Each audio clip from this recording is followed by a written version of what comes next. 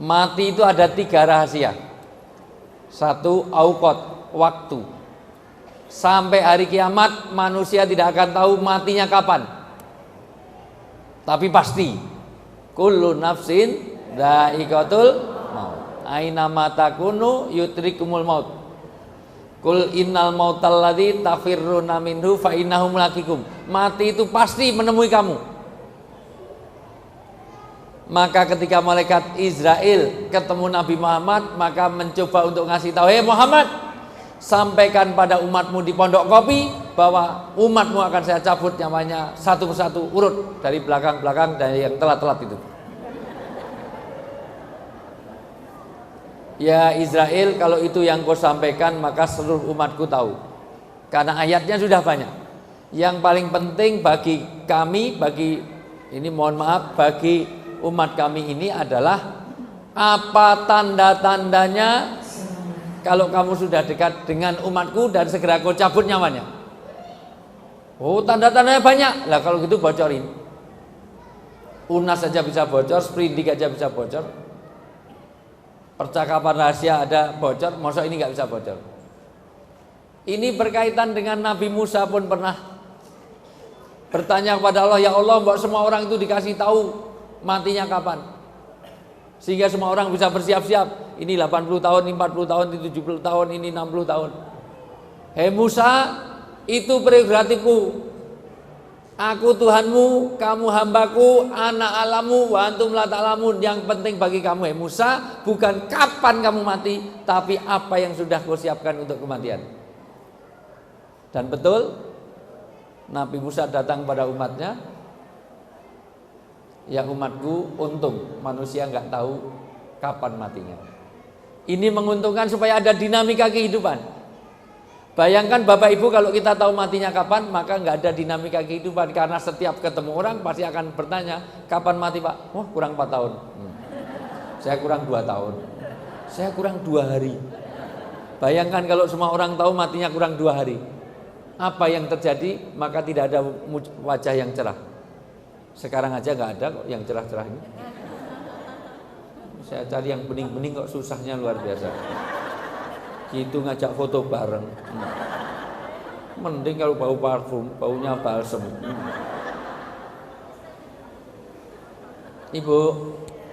Ibu, masih hidup? Bapak, masih hidup Pak? Punyanya masih hidup Pak? Nyawanya masih hidup Pak?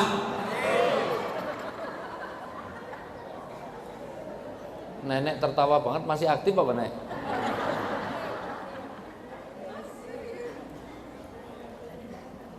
Maka orang akan tidak tahu. Maka kata Nabi Musa, orang yang pinter, orang yang cerdas, bukan orang yang lulusan UGM, UI, UITB, UNER, UI, IPB, tapi orang yang pinter bagi Allah adalah orang yang banyak menyiapkan untuk kematian.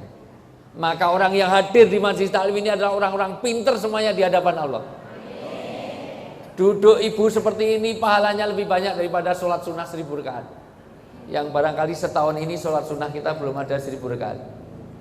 Dilihat dari wajah-wajahnya, bukan wajah-wajah orang yang rajin sholat sunnah. Saya orang psikolog, jadi saya tahu tentang psikologi. Psikologi itu gampang. Kalau cari menantu, cari istri, usahakan betul jangan cari wanita yang berkacamata. Karena temuan psikologi modern, wanita yang berkacamata itu kalau udah nikah ada kecenderungan psikologis kurang setia. Itu terbukti secara empiris. Kenapa? Karena wanita yang berkacamata kalau udah nikah, kalau bangun tidur dia tidak mencari suaminya, tapi mencari mana kacamatanya. Dia pisah dengan suaminya 2 minggu nggak masalah, ditinggal juga 2 minggu, tapi kacamata nggak ada 2 jam, kiamat luar biasa. Betul nggak? Nggak ada hubungannya, nggak usah dilepas, nggak usah dilepas.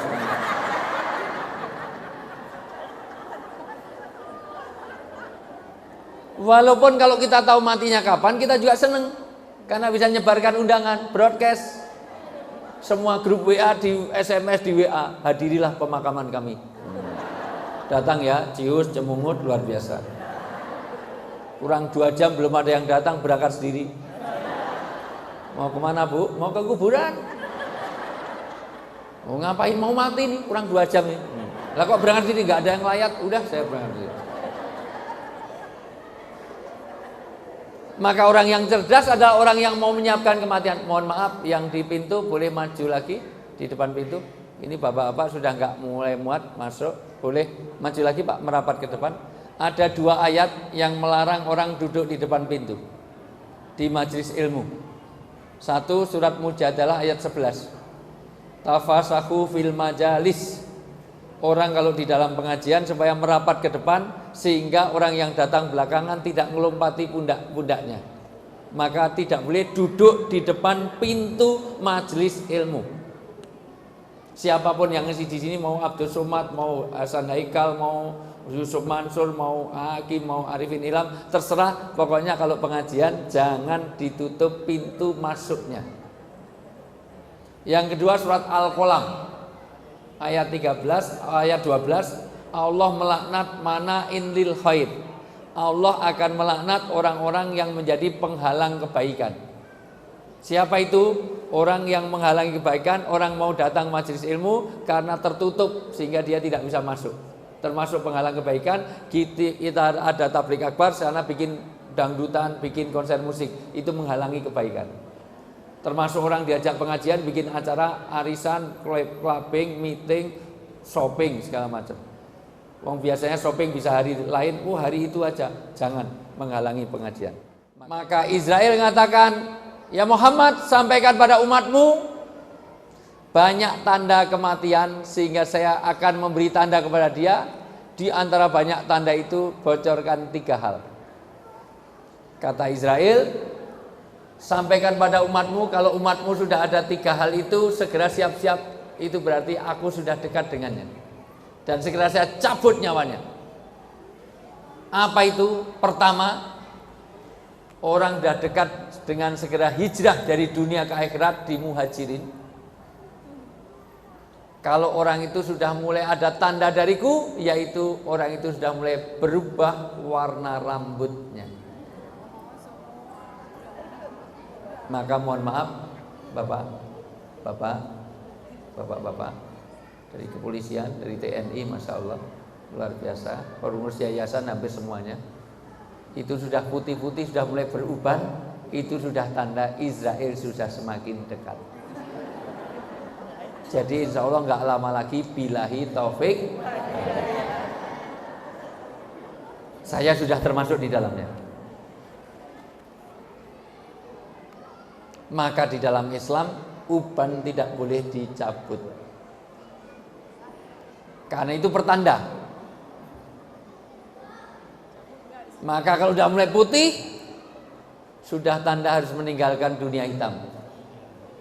Sudah tidak boleh ajeb-ajeb, tidak boleh meeting, clubbing, segala macam. Apalagi tutupan botolmu.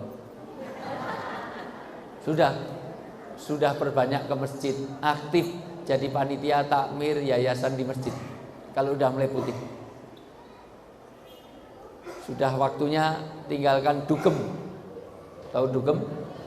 Naik bajai itu duduk gemetar, luar biasa.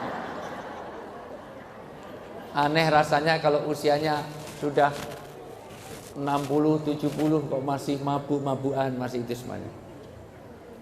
Kalau itu disemir, malaikat tahu ini semiran apa enggak, itu tahu. Malaikat tidak bisa ditipu dengan semir. Maka kata Nabi, 40 tahun ke atas. Saya sudah masuk di dalamnya 40 tahun ke atas. Kalau tidak hijrah saat itu, kemaksiatannya enggak dikurangi, kebaikannya enggak ditambah, sulit diharapkan dia selamat hidupnya dunia sampai akhirat. Orang sekarang mengatakan life begins at 40. Kehidupan ini ditentukan oleh 40 tahun. Dan saya melihat semuanya sudah di atas 40 tahun. Dari wajahnya.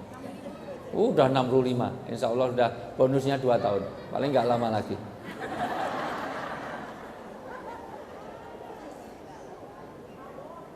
...65 Bu. Paling 5 tahun lagi usianya jadi 70. Tapi ibu itu walaupun tua tapi nggak kelihatan muda loh, Bu.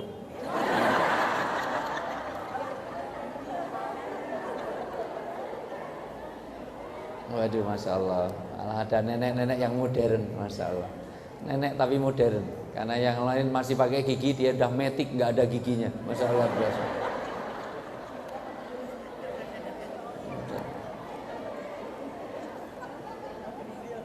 Maka kata Nabi, itu pertanda kalau orang udah mulai putih rambutnya. Hati-hati kamu segera hijrah menuju kehidupan yang akhirat, menuju bekal akhirat. Karena itu orang cerdas. Kalau sudah tidak berfungsi secara optimal organ tubuhnya, yaitu melihat sudah tidak dengan jelas, ingatan sudah mulai lupa, pendengaran sudah nggak terang, gampang orang itu sudah dekat dengan kematian kalau sudah kena penyakit 15B. B pertama mulai belabur, burem, buta.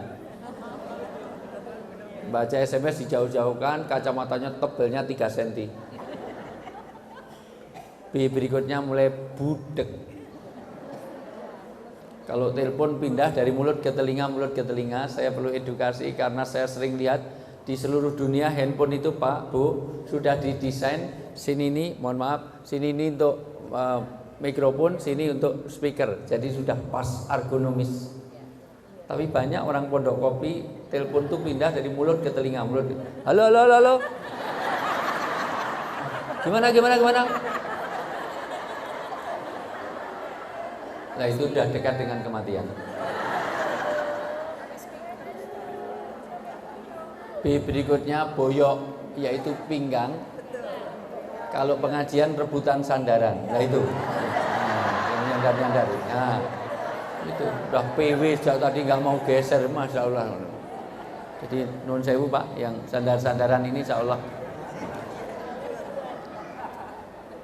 B berikutnya kalau sudah mulai bingung, nggak tahu mana dagu, mana jidat.